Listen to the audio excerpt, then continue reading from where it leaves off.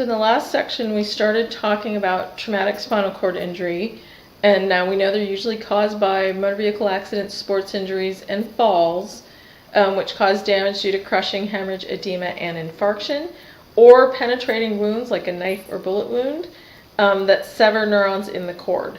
And that spinal shock immediately follows trauma. So that's just a review from the last lecture. We'll start talking about the classification of spinal cord injuries. Just in the way of definition, quadriplegia, which is also called tetraplegia, involves damage to cervical segments of the cord with impaired upper extremity, trunk, lower extremity, and pelvic organ function. Lesions above C4 affect the phrenic nerve, which innervate the diaphragm. So, of course, someone above C4 is going to need a ventilator. And they're not going to have any upper extremity function. So paraplegia is damage to cord segments below the cervical level, sparing upper extremity function, but that you have impaired trunk, lower extremity, and pelvic organ function depending on the level of the lesion. So there's this great chart in the book on page 316, functional abilities associated with complete spinal cord lesions at various levels. And I have it in the module here as well. So it talks about what's intact in sensation, what kind of ADLs and transfers are they going to have, what are their limitations, what are they going to need for mobility, like do they need a power chair, do they need a manual chair, and their motor capability, what is still left in their motor system. So I like the way this chart is. It talks about what's intact, and then what you need for mobility and ADLs, and then what your limitations are. So I am not going to have questions about this on the exam, except I want to know, I want you to know the level at which you won't be able to breathe. So above C4. So the mnemonic for that is C4, breathe no more. So if you're above C4, you will need a ventilator to breathe. Okay? So on the board exams, though, they really like to have questions about spinal cord injuries and what level, what's the effect at the different levels. So they give you a spinal cord level and they say, will this patient be independent with transfers? That sort of thing. So like C6 level, for example, independent ADLs except lower limb dressing, transfers independent except toilet. So you can go down and you can kind of see. So C8 is sort of the highest level, or the lowest level in the spinal cord region where someone's going to be living independently. And higher than that, they're probably going to need some assistance with some things. And then once you're into the thoracic spine, your upper extremities are innervated. So you're independent with transfers, you're independent with a lot of things. So that is a good chart to tuck away in your study for the board exam notebook. A lot of times in chronic spinal cord injuries, so we classify the acute stages when they're still in spinal shock. Chronic SCI is when they're stable and they're not changing at all, and it's ongoing treatment, basically. So with abnormal interneuron activity with chronic SCI, you can get some hyperreflexia because of diminished inhibition from interneurons on lower motor neurons. You can get hypertonia, so excess muscle tone, because of reduction in non-reciprocal inhibition, which coordinates actions of various muscles during limb movement, so you don't have that anymore. And hyperesthesia, which is exaggerated response to innocuous stimuli. So things you can have just different response because of abnormal interneuron activity. So in classifying spinal cord injuries, normally the spinal cord injury is classified by the neurologist. Most spinal cord patients that you work with will know exactly, all of them will know exactly the level of their lesion, unless you're working with them in acute care and they haven't figured it out yet. And they'll tell you, I'm a T8 complete, or they'll say, I'm an Asia A complete, or Asia A at T5. Whatever there is, most of the spinal cord injury patients you work for will know exactly what their level is. There is a picture in the book and here in the module and in the PowerPoint of the basically the worksheet that's used, and it's from the American Spinal Injury Association, also known as ASIA, and it's the International Standards for Neurological Classification of Spinal Cord Injury, and this is what the neurologists use to classify, and they have motor and sensory function in all the different segments. The motor scores are recorded on the left half of the form, and the scoring criteria are listed right there on the form. The two columns headed by the letters right and left, R and L, are used to record the scores of the listed muscles.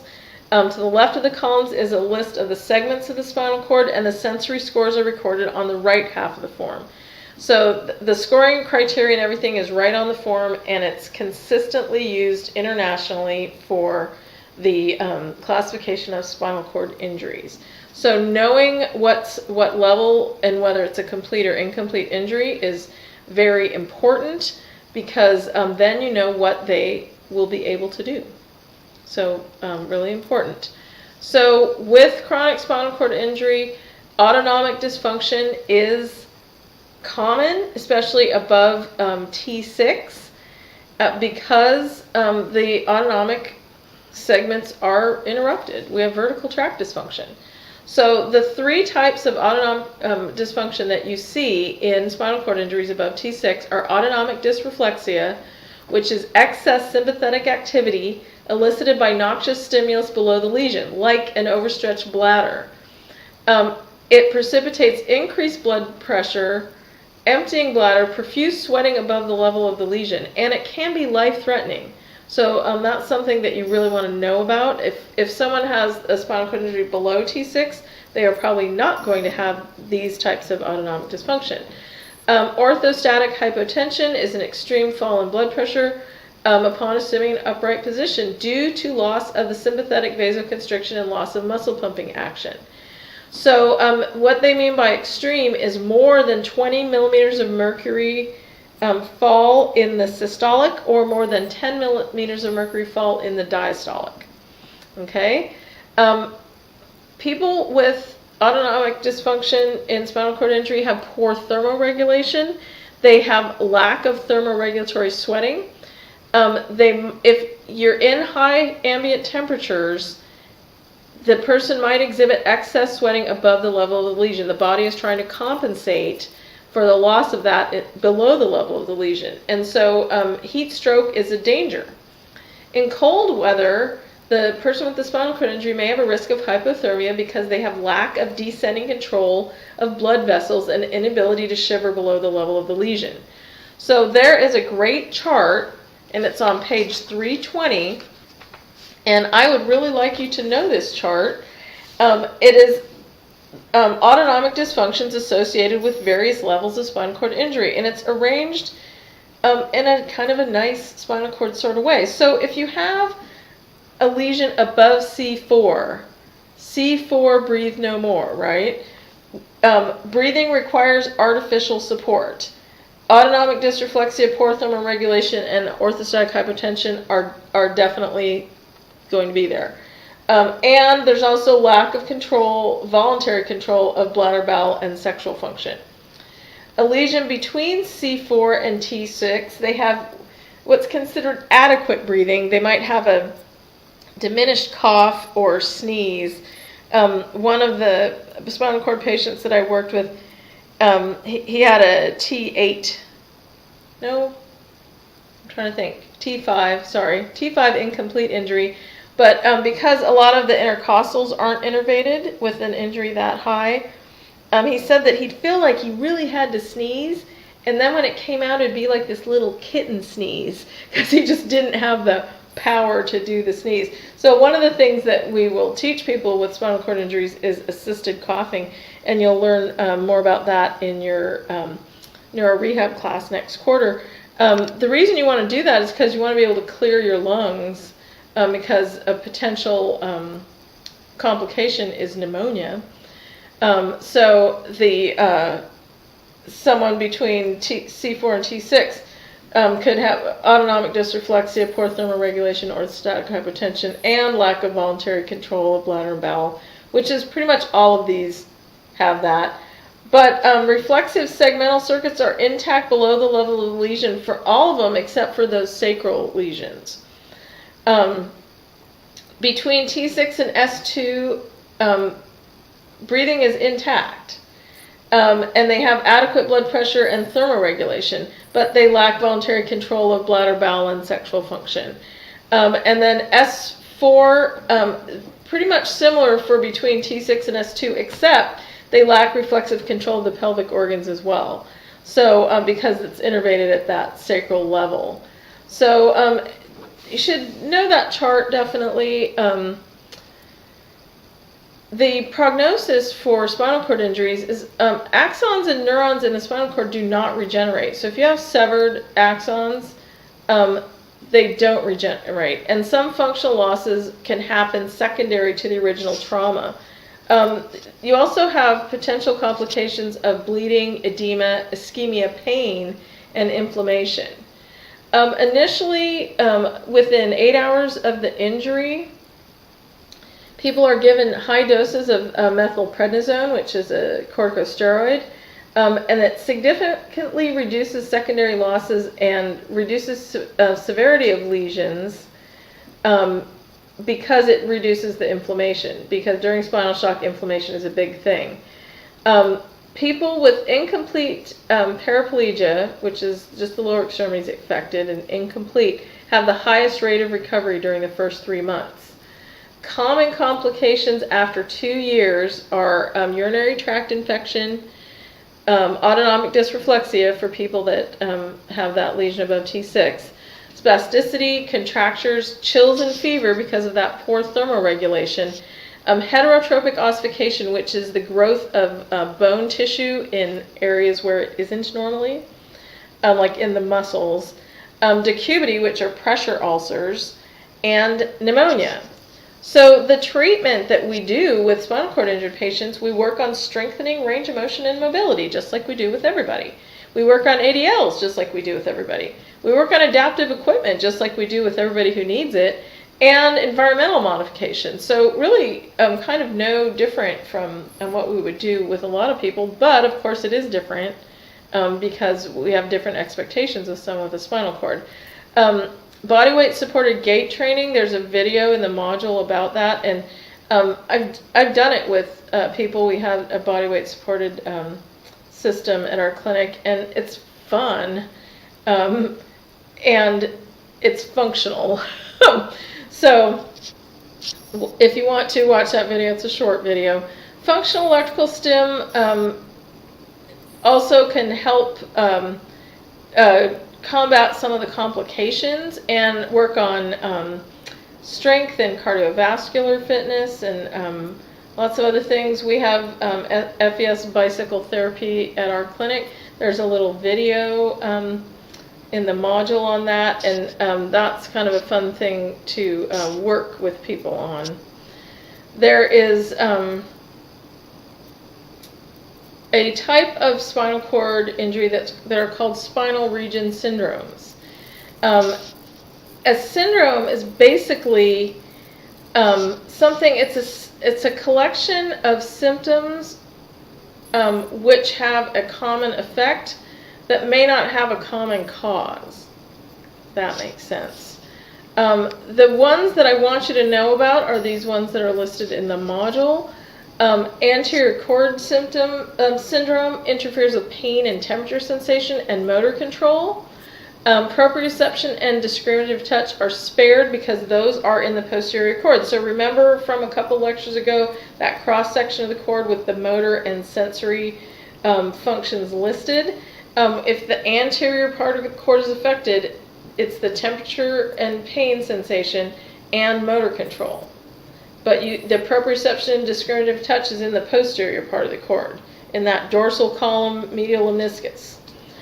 Dorsal and posterior are synonyms.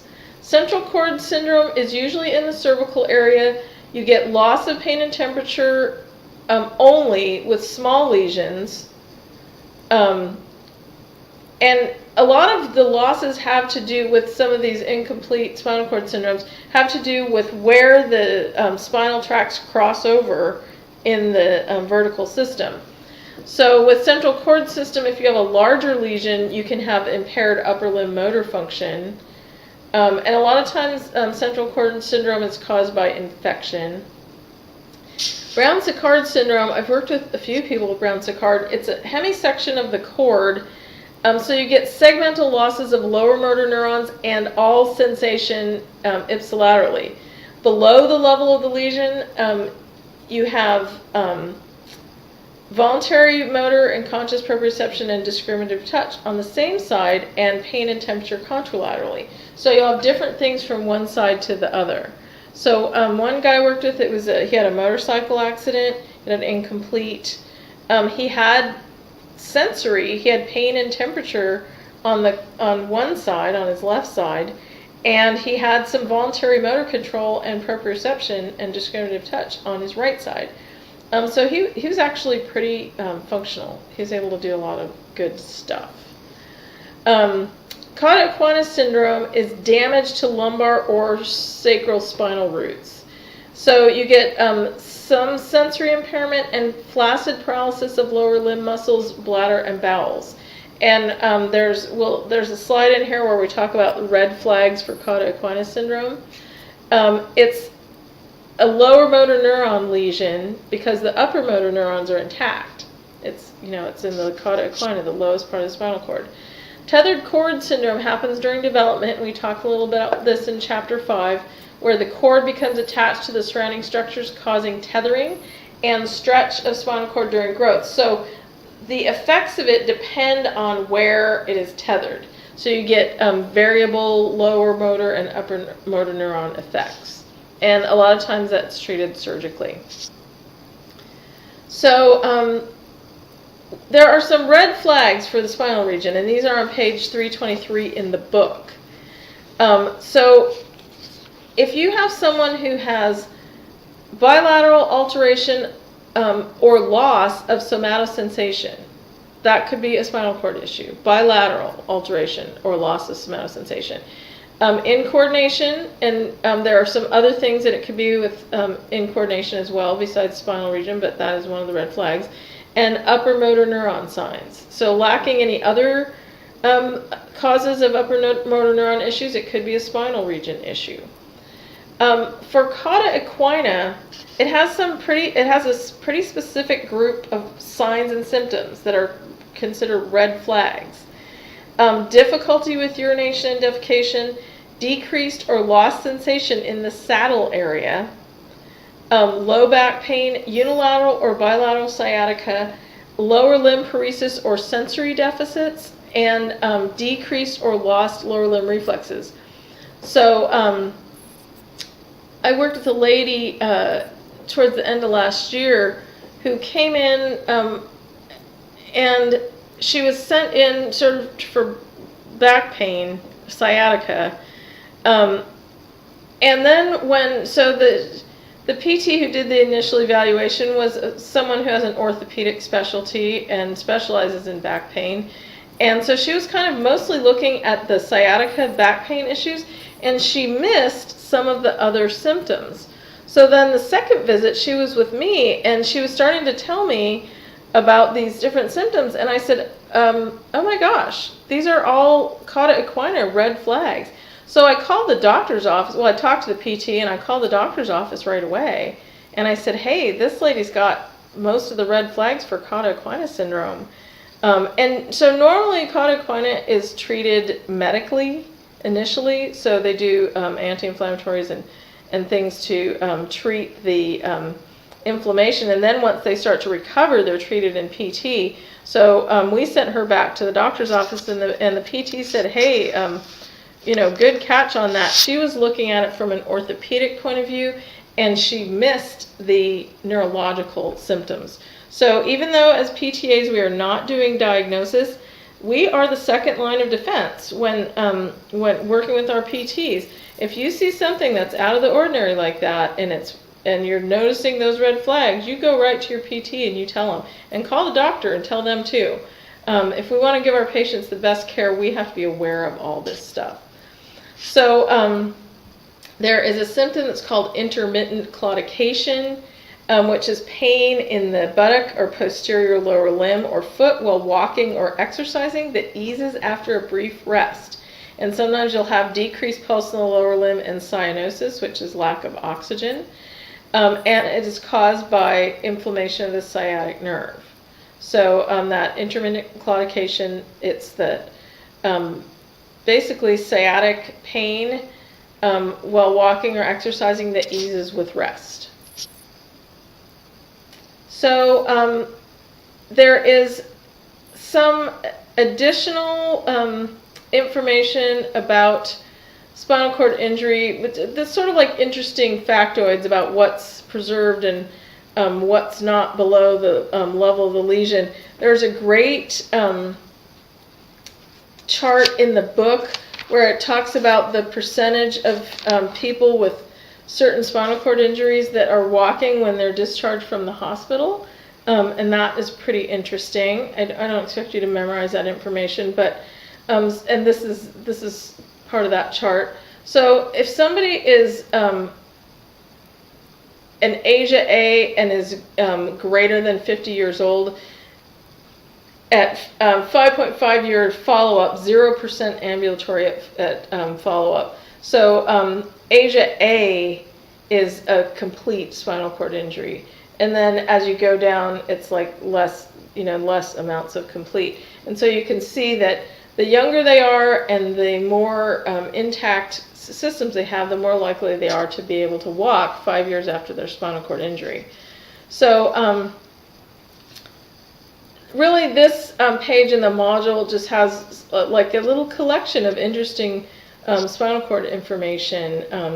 And it also has the main symptoms and prognosis for the different spinal cord syndromes, which I would like you to know. Okay?